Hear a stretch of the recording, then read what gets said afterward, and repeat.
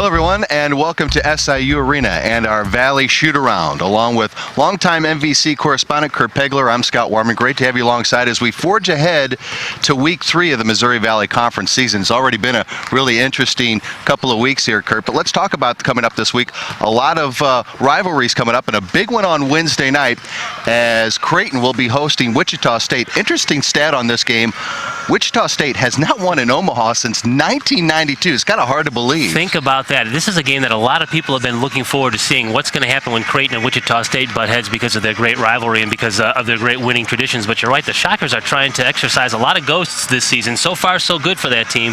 But you're right, they haven't won in nearly 2 decades in Omaha, and that waits them this week. Yeah, no doubt about it. And another game in midweek is in Springfield, Missouri, where the Missouri State Bears, who have not lost a game in 17 straight at JQH, take on Southern Illinois on Wednesday. Southern Illinois, I think, a little bit of a surprise this season because nobody knew what Chris Lowry was bringing to the table this year. Very inexperienced team, but I think that win over Northern Iowa on New Year's Day has kind of given them a little wind. Yep. And they went to Peoria and they beat Bradley. They certainly have a big test. You're right. I mean, Conzo Martin has the Bears playing very well at home. That'll be a big, big test for the Salukis. As we head into the Week 3 weekend, a couple of series already wrapping up early on. Creighton wraps up with Drake, also wrapping up Southern Illinois, and you mentioned it, they already played UNI in that first weekend. Northern Iowa, no doubt about it, is just the biggest surprise right now how they started out. And I think most people expected them to be to get off to a better start. The good thing for Ben Jacobson is that it's early in the season. You've got some time to right the ship, but you're right, it looks like the oil is leaking a little bit for the Panthers, and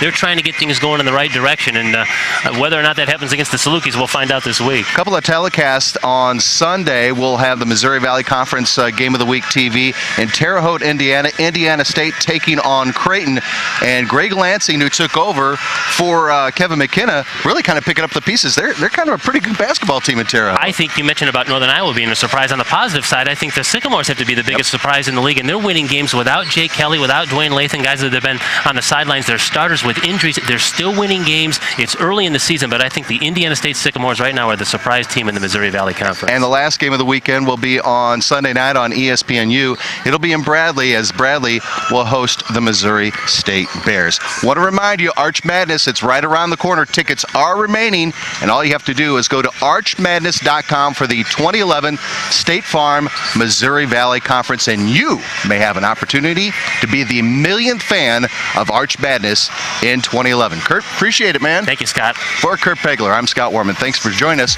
on the Valley Shootaround, and we'll see you next week.